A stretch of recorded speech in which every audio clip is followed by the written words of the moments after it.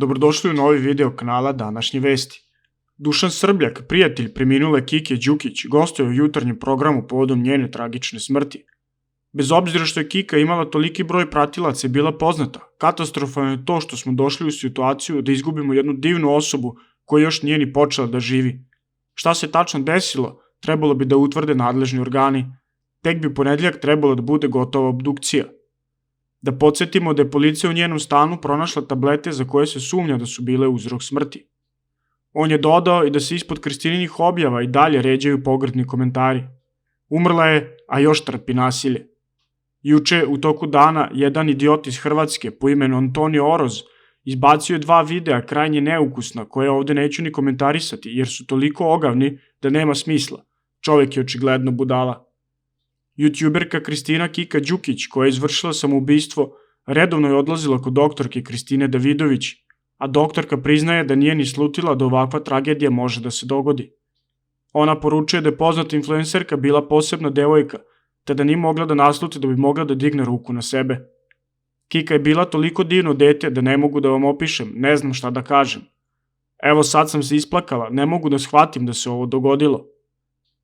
Krivo mi je što se nisam više bavila tim detetom. Stalno negde jurimo, a tek na kraju shvatimo da sve imamo, samo vremena nemamo. Najbolje objašnjenje ovog tragičnog čina je dao Luka Krivokapić. Šokirani ste, katastrofa, pa otkud to, bože, šta joj bi? Bilo bi super kad biste bili tako šokirani komentarima koje svi dobijamo, a koje je ona posljednje 3 godine dobijala svakodnevno. Umri, da Bog da poginula, želim ti sve najgore, razboli se i tako dalje. Pa onda ona drama sa baka prasetom gde ste upropastili život zajedno sa njim. Ne znate za granicu debili mali i veliki. Tastatura je nažalost omogućila svakom imbecilu malovnom da ostavi komentar i pljune na nekog. Svi mi koji dobijamo svakakve komentare uglavnom oguglamo. Na sve to, međutim, želeli to da priznamo ili ne, dođe moment kad se nakupe sva ta sranja koja istipkate, izgovorite, snimite. Jezivo je šta sve u stanju da napišete.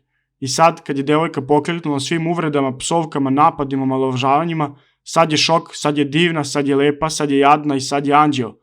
Marš bre ološ jedni, napisao je Luka.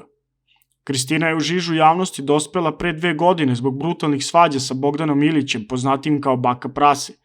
Bogdanović je tada objavio spornu pesmu pod nazivom Jel te nije blam, koja je sad uklonjena sa YouTube-a. I oni koji su poslušali pesmu znaju o čemu se radi. Baka prase, to veliko ime YouTube scene u Srbiji, sinoć se obratio rečima. Večeras ću reći sve od srca. Za ovo dešavanje sam saznao među prvima jer su njeni prijatelji mene zvali i rekli mi da će me javno podržati istinom o celom događaju. Ali ja sam odbio jer ne želim da budem žrtva. Krivo mi je zbog toga što se desilo. Krivo mi je što nisam objavio da smo se pomirili i da smo postali prijatelji. Krivo mi je jer ljudi ne znaju razloga, upiru prstom.